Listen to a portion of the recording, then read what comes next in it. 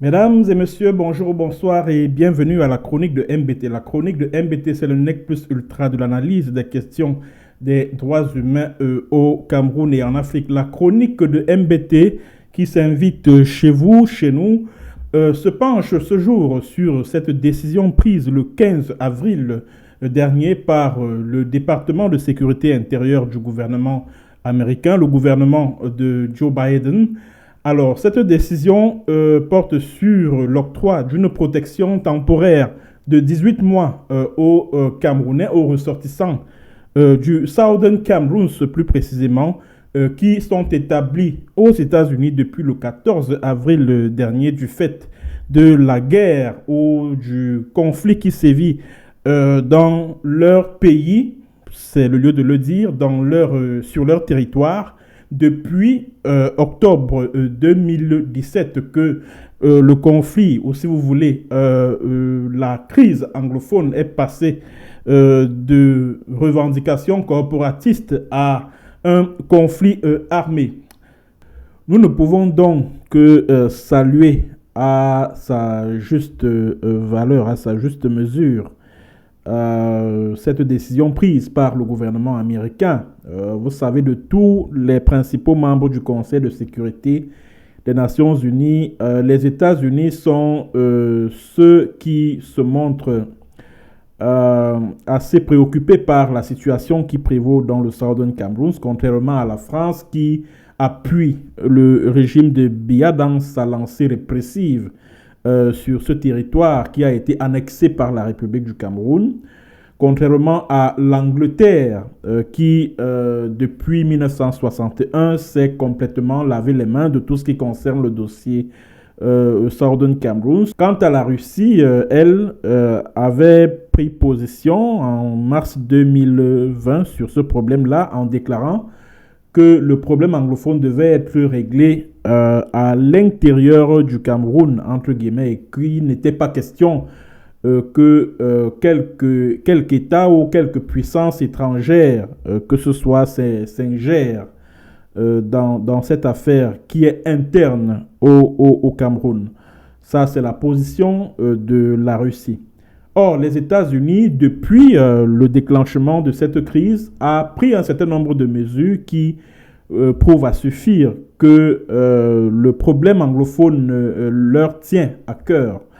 Alors, ce que j'aimerais dire de prime abord à ceux qui nous écoutent, c'est que cette décision ou cette série de décisions prises par le gouvernement américain s'explique simplement par le fait que lors de l'Assemblée générale du 19 avril 1961, à l'issue de laquelle une résolution, la résolution 1608, avait été votée, laquelle résolution portait sur l'indépendance du Southern Cameroon. Alors, les États-Unis faisaient partie des pays qui ont voté en faveur de cette résolution, contrairement à la France qui avait voté contre cette résolution. Je suis surpris de me rendre compte qu'aujourd'hui, les Français, tout comme leurs valets qui dirigent le Cameroun depuis le 1er janvier 1960, date de l'indépendance factice du Cameroun. Je suis surpris, disais-je, que la France soit celle qui le plus, ou si vous voulez, le mieux défend l'unité, entre guillemets, du Cameroun, alors qu'elle a voté contre cette unité-là en avril 1961. Alors, les États-Unis, depuis le déclenchement de la crise anglophone, on le sait, ont pris un certain nombre de mesures notamment la restriction de l'aide militaire. Ça, c'est une décision qui a été prise le 7 février 2019. Les États-Unis ont également procédé à la suspension du Cameroun de l'AGOA. L'AGOA, c'est un programme de coopération commerciale entre les États-Unis et un certain nombre de pays africains. Alors, il y a également la restriction des visas. La restriction des visas, je crois que c'est une mesure qui a été prise l'année dernière, le 7 juin 2021, plus précisément. Les États-Unis sont sur le point de restreindre, d'interdire de visa certains hauts dignitaires du régime de Yaoundé et même certains leaders qui se disent séparatistes. Les États-Unis accusent ces derniers d'être responsables de l'escalade de la violence dans le Southern Cameroon. Et ce qu'il est important également de noter est que les États-Unis sont favorables à une négociation sans précondition. Souvenez-vous que lors de la tenue du grand dialogue national au Palais des Congrès à Yaoundé, les États-Unis, à travers son ambassadeur au Cameroun, Peter Barlerin, avaient exprimé leur scepticisme quant aux résolutions de ce grand dialogue national qui, à la fin, s'est révélé une mascarade totale. Donc, les États-Unis ont estimé que le seul moyen de sortir de cette crise, c'était d'organiser des négociations sans précondition. Donc, ça veut dire que même de la séparation, même de ce que vous appelez sécession et que moi j'appelle l'indépendance du Southern Cameroon, aka Ambazonia, doit faire partie des sujets qui seront abordés au cours de ces pré-négociations sous un médiateur international. Voilà la position des États-Unis depuis le déclenchement de ce conflit. Et cette position n'a jamais bougé d'un iota. Alors, c'est l'occasion pour moi de me tourner vers le régime crapuleux et voyou de M. Paul Barthélémy Biya-Mvondo. Le régime Essingan, comme j'ai très souvent l'habitude de le désigner. Alors, à travers donc cette décision prise récemment par les États-Unis, vous vous rendez donc compte que tout ce que vous avez essayé d'utiliser comme stratégie pour infléchir la position de Washington en votre faveur, toute la stratégie de communication contre-révolutionnaire que vous avez mise en place, tout est parti dans l'eau. Tout. Je vous l'avais pourtant dit ici, sur cette même chaîne, je l'ai dit, que tout ce que vous êtes en train de faire là, oh, c'est vous qui créez des factions au sein du mouvement indépendantiste anglophone, des factions que vous utilisez contre Samuel Sarko Ikome.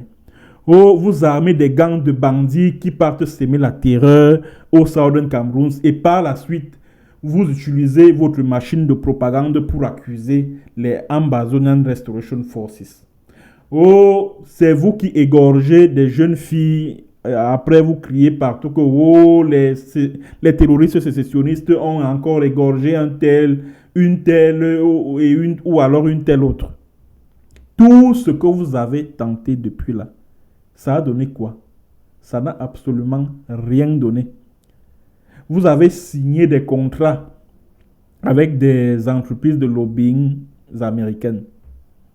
Les Patton Boxo, les Mercure Plusso, les Cloud Public Affairs et les CCO et les CELAO. Qu'est-ce que vous avez dépensé des centaines de millions l'argent du contribuable camerounais? Ça a finalement servi à quoi? Quand les États-Unis, quand le gouvernement américain décide d'accorder 18 mois de protection à vos compatriotes, comme vous les appelez, qui sont établis aux États-Unis et qui sollicitent la protection du gouvernement américain, c'est-à-dire que ça montre à quel point vous avez échoué dans vos manipulations, dans vos mises en scène. Vous avez décrété tout récemment là que vous avez déjà vaincu les Ambazoniens, que la guerre est finie que vraiment il n'y a même plus un seul combattant là-bas. Vous avez ratissé, vous avez tout rasé, vous les avez tous massacrés. Aujourd'hui, votre mensonge est en train de vous rattraper. Voilà les États-Unis qui sont un partenaire. Hein. Les États-Unis sont un partenaire du Cameroun. Il existe une coopération bilatérale entre les États-Unis et le Cameroun. Voilà les États-Unis qui estiment que non, votre pays-là est toujours instable. Voilà pourquoi nous accordons une protection temporaire de 18 mois à vos compatriotes parce qu'ils fuient la guerre qui sévit chez vous. C'est de ça qu'il s'agit. Or, ces 3 derniers mois, vous avez passé le temps à travers votre propagande contre-révolutionnaire à faire croire aux Camerounais et même à l'opinion internationale, y compris américaine, que non, vraiment, la situation est en train de se stabiliser, tout est en train de revenir à la normale, etc., etc. Je vous ai dit ici, à travers cette chaîne, que tout ce que vous êtes en train de faire là, parce que vous comptiez, quand vous disiez cela, vous, ces membres du club Essingan, quand vous étiez en train de proclamer la fin de la guerre, la défaite de l'Ambazonie, à travers vos spin doctors, à travers des activistes, des cyberactivistes sur Facebook là, qui sont à votre solde, c'est-à-dire que vous aviez confiance à vos agents infiltrés au sein de la lutte. Au sein de la lutte ambazonienne, au sein de la lutte armée du peuple anglophone du Southern Cameroun. Malheureusement pour vous, les faits récents viennent me donner raison. Les faits récents viennent me donner raison. Qu'est-ce que vous n'avez pas fait? Vos milices ont enterré des jeunes filles vivantes. Oh, il y a eu comme photo. Mesdames et messieurs, regardez la photo de cette fille. Cette jeune fille sur votre petit écran. Regardez bien cette photo. Cette dame s'appelait Comfort Thomasan. Elle a été... on a attenté à sa vie. Je préfère parler comme ça parce que YouTube est devenu un peu bizarre. On a attenté à sa vie en lui faisant ceci. Voilà. Et c'est le gouvernement camerounais, justement, à travers ces milices qui ont égorgé cette jeune fille. Bon, je m'excuse pour ce terme assez cru. Alors, et vous savez pourquoi elle a été sacrifiée? C'est parce que le fin juillet 2020, l'ex-sous-secrétaire d'État américain aux affaires africaines avait déclaré que le grand dialogue pour lui, pour les États-Unis, vraiment c'est de la gnognotte, c'est du gros n'importe quoi. Ce qui est important pour nous, c'est un dialogue, des négociations sans précondition avec un médiateur international. C'était la panique dans le sérail. Et vous savez ce que les membres du club Essingan ont fait? Ils ont appelé au téléphone le bandit là qui s'appelle Marc-André Pipondem, le voyou qui est aux États-Unis là. Ils lui ont dit que non, nous sommes en train de préparer un coup. Vraiment, tu vas nous aider là. Hein. Dès qu'on finit l'opération, on t'envoie les images. Bon, tu fais comme d'habitude. Hein. Tu accuses les Amba. Tu dis que ce sont les Amba qui ont égorgé comme Fortuma Sang et ceci et cela. Nous sommes vers la fin du mois de juillet 2020. Quand Thibaut Nagui a eu à faire cette déclaration qui a franchement embarrassé le pouvoir de Yaoundé parce que à cette époque-là, il s'était rendu compte, ce pouvoir de Yaoundé s'était rendu compte que tous les efforts qui ont été consentis pour draguer l'opinion américaine ont été vains. Tous ces efforts-là n'ont produit aucun résultat. Voilà pourquoi, pour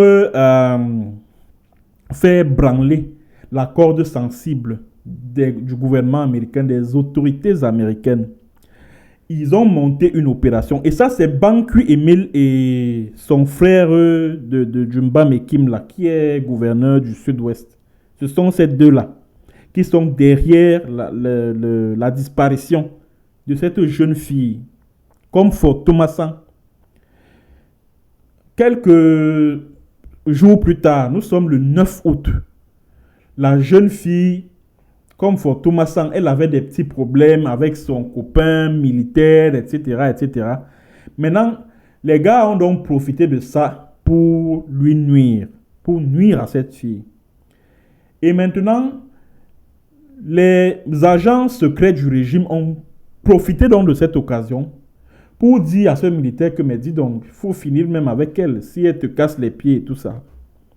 Voilà pourquoi et Singang a mobilisé les gars, les membres les pensionnaires du centre de DDR, là, désarmement, démobilisation et réinsertion, dont un certain Clovis. Et je crois, comment il s'appelle, Yannick, comment il s'appelle encore, Kawa Yannick. Et celui qui prenait les images du martyr, je préfère parler comme ça, de comme Fatouma Sang s'appelle Général Nambere. C'est lui qui prenait les images. Voilà donc comment cette fille, elle a été trimballée au sol et on lui a fait comme ça là. Et puis, si vous vous rappelez, à cette date-là, vraiment, le monde entier avait été choqué et tout, et tout, et tout. Et c'est comme ça que My Country People a récupéré cette image-là pour chauffer l'opinion publique, pour travailler l'opinion publique à l'idée que ce sont les Ambazonian Restoration Forces qui ont ôté la vie, qui ont supprimé la vie à cette jeune fille.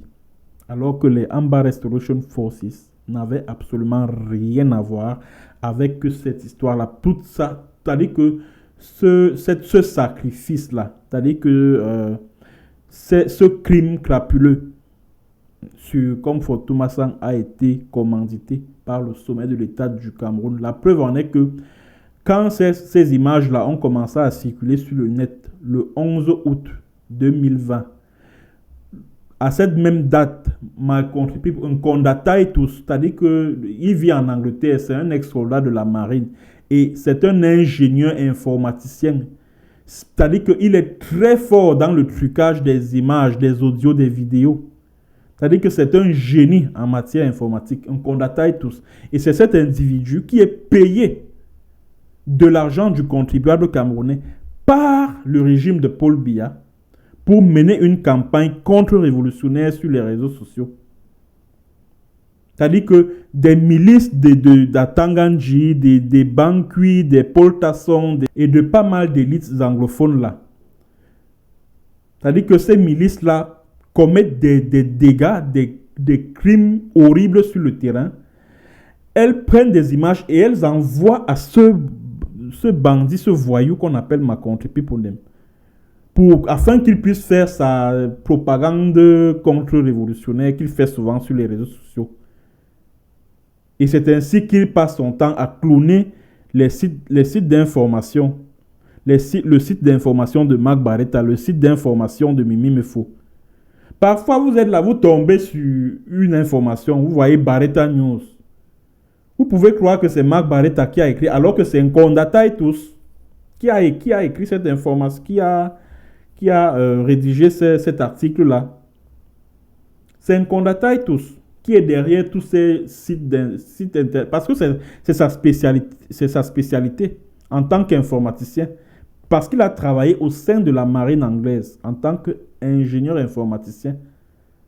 Et c'est un agent secret qui est mis à contribution et payé, grassement payé par la présidence de la République du Cameroun. C'est de ça qu'il s'agit.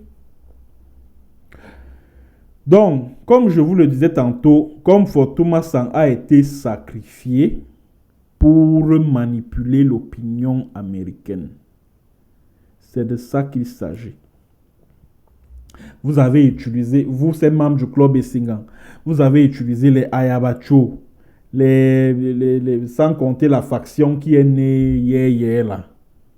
La faction qui est dirigée par la femme là. Vous avez donc vu que tout ça là, ça n'a rien donné. Puisque ces gens-là, ces nés hier là, ils n'ont de contrôle ni sur les Ambazonian Restoration Forces, ni sur la trésorerie de la lutte. Comment est-ce qu'ils vont réussir à faire bouger les choses? Quel miracle est-ce qu'ils vont opérer? C'est vous qui êtes derrière eux. C'est vous là, ces membres du club Essingang, vous qui dirigez le Cameroun là, depuis le 6 novembre 1982. C'est vous qui êtes derrière toute cette faction là. Et la faction d'Ayaba, et Gofsi, EDF. Maintenant, ce n'est même plus EDF, c'est maintenant Unity Warriors. Et c'est comme ça que les Unity Warriors passent le temps à tuer les généraux ambazoniens. 98% des généraux ambazoniens qui sont tombés au front, 98% ont été tués par Ayabacho Lucas. 98%, parce que c'est la mission qui lui a été assignée. C'est la mission qui lui a été assignée. Et cette mission consiste à s'attaquer aux groupes armés qui demeurent fidèles et loyaux à la lutte, à la révolution. C'est de ça qu'il s'agit. Et Ayabacho, et ça je vous l'ai dit maintes fois, travaille en connexion avec la présidente de la République du Cameroun, en connexion avec les patrons des services secrets du Cameroun, dont Bankui Emile, le chef de la division de la sécurité militaire. Ils travaillent ensemble. Vous avez donc essayé tout ça. Ça a donné quoi? Rien. Vous pensez que vous êtes fiers de rendre compte de la chute d'un général ambazonien. Mais vous pensez que... Moi, ce qui m'amuse, c'est que vous, ces membres du club Essingang là, et vos amis français là, donc vous utilisez les vieilles méthodes grâce auxquelles vous avez réussi à neutraliser l'UPC. C'est-à-dire qu'il suffit qu'on coupe la tête, qu'on neutralise les têtes de proue et on obtient la décapitation du mouvement et puis sa décomposition. Vous vous trompez. Vous vous trompez. Vous vous trompez parce que cette lutte ambazonienne-là a une telle capacité de régénérescence que tuer tous les généraux ambazoniens, d'autres vont renaître à la seconde qui suit. C'est-à-dire que dans les secondes qui suivent, d'autres vont renaître. Et d'autres parfois même plus dangereux que les précédents qui ont été tués, qui ont été neutralisés. Et parfois même aussi ces généraux ambazoniens là, moi je ne comprends pas, ou c'est de la bêtise, ou c'est de la naïveté, ou c'est quoi. Vous savez très bien qu'il y a danger à tel endroit. Vous aussi, vous ramassez vos deux pieds, vous partez poser sur cet endroit-là. C'est-à-dire ils se font zigouiller par Ayabacho et ses EDF Unity Warriors là, comme des enfants, comme des gamins. Vous pensez que c'est l'armée, ce sont les soldats, les soldats camerounais là, qui les tuent? Non. Les soldats camerounais ne peuvent même pas, ils ne peuvent même pas approcher les camps de ces gars-là. Ils ne peuvent pas. Donc ils sont obligés, c'est-à-dire que le gouvernement camerounais est obligé de sous-traiter la neutralisation des redoutables chefs ambazoniens à Ayabacho et son EDF. C'est de ça qu'il s'agit. C'est de ça qu'il s'agit. Donc la décision que viennent de prendre les Américains là, je suis sûr que le pouvoir de Yaoundé est... C'est-à-dire que le pouvoir de Yaoundé est dans la confusion totale. Parce que les gars, je suis sûr que les gars ne s'attendaient pas du tout à une telle décision. C'est-à-dire que vous voulez faire croire aux Camerounais et à l'opinion internationale que non, la situation se normalise.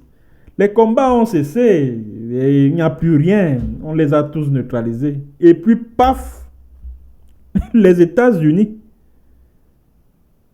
vous rappellent que non, messieurs, non, votre pays là, non. Votre pays est encore en insécurité, non, c'est pas possible. Vous mentez, toute la propagande que vous avez faite là, pendant tout ce temps, vous avez menti. Vous avez menti. Vous avez menti. Votre pays est encore instable. Votre pays est encore instable.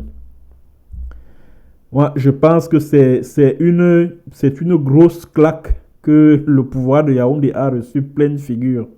Ah là, c'est la totale, hein, c'est la totale. C'est vraiment la totale. Alors, je vais terminer cette chronique en m'adressant à l'ambassadeur des États-Unis au Cameroun. Je crois qu'il doit s'appeler Christophe Lamora, le tout nouvel ambassadeur des États-Unis au Cameroun. Alors, Excellence, Monsieur l'ambassadeur, s'il vous plaît, prenez la vidéo et envoyez à l'ambassade des États-Unis à Yaoundé. Monsieur l'ambassadeur, je commencerai par me réjouir de cette décision prise par votre gouvernement, le gouvernement américain, en faveur des ressortissants du Southern Cameroon qui résident aux États-Unis. Une décision portant octroi à ces derniers d'un statut de protection temporaire de 18 mois. C'est une décision qui est à saluer. Mais j'aimerais que vous sachiez que en ce moment, la seule et unique chose que nous recherchons, c'est une solution à ce conflit. Et la seule et unique solution à ce conflit, et là je suis parfaitement d'accord avec vous et avec votre gouvernement, c'est des négociations entre les deux parties, entre le gouvernement américain et le gouvernement ambazonien, incarné par Dr Samuel Sarko Ikome, je précise. Je vais y revenir tout à l'heure. Avec un médiateur international. C'est la position est celle des États-Unis et elle est aussi la mienne. Alors, monsieur l'ambassadeur, j'aimerais que vous sachiez que le seul et unique interlocuteur possible du gouvernement américain, du gouvernement camerounais, pardon, dans le cadre de ces négociations-là, c'est M. Samuel Sarko Ikome. C'est le seul et unique leader légitime de cette lutte armée. Donc que le gouvernement camerounais arrête de vous raconter des mensonges en vous disant que non, mais voyez, comme vous pouvez le constater, ils sont divisés, ils se disputent le pouvoir, il y a plusieurs factions, on ne sait pas avec qui dialoguer. Ils savent avec qui, ce gouvernement sait avec qui dialoguer. Ce gouvernement sait très bien avec qui négocier. Et cette personne avec qui ce gouvernement doit négocier s'appelle Samuel Sarko Ikome. C'est de ça qu'il s'agit. Tous ces leaders-là dont vous avez sans doute entendu parler, ce sont des gens qui sont à la solde de ce même gouvernement. C'est-à-dire qu'ils vont par derrière, ils leur glissent de l'argent, ils leur donnent de l'argent pour leur dire, écoutez, attaquez Samuel Sarko Ikome, attaquez-le, vilipendez-le. Présentez-le à la face du monde comme étant le plus grand voleur, le plus grand SDF, le plus grand sans domicile fixe, le plus grand chômeur, le plus grand ceci, le plus grand cela. Attaquez-le frontalement. Ça, c'est ce qu'ils font dans la nuit. Mais en journée, ils viennent vous dire que non. Comme vous voyez là, ils sont divisés, ils n'arrivent pas à s'entendre, ceci. Alors que c'est ce même gouvernement, c'est ce pouvoir de Yaoundé qui tire les ficelles de la confusion qui règne au sein de cette lutte. J'espère que à l'ambassade des États-Unis à Yaoundé, on m'écoute. C'est ce gouvernement qui crée toutes ces factions que vous voyez là. Que ce soit les... comment il s'appelle? Celui qui est aux États-Unis là, Dabne Yerima. Que ce soit Ayaba Cholukas. Que ce soit même la faction qui est née hier là, qui est dirigée par la petite femme là. C'est Iya Mariama, c'est Mariama, c'est qui là? Ça, ce sont des factions qui sont entretenues par le pouvoir de Yaoundé. Donc, monsieur l'ambassadeur, monsieur Christophe Lamora, que le pouvoir de Yaoundé arrête de vous raconter des mensonges. Ils savent très bien avec qui négocier, mais ils veulent vous faire croire à ces gens, ces membres du gouvernement, ces membres du pouvoir de Yaoundé, qu'il n'y a personne avec qui négocier parce qu'en face, c'est une querelle de leadership à laquelle on assiste. Donc ne tombez pas dans ce piège-là. J'espère que le message vous est parvenu.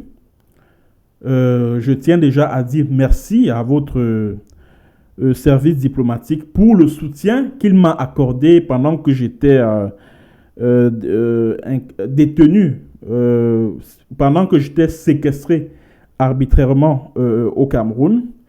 Merci à vous, mesdames et messieurs, vous qui étiez nombreux à écouter cette chronique de MBT. Partagez-la au maximum. À bientôt pour une autre séance et sur un autre thème. Bonjour, bonsoir.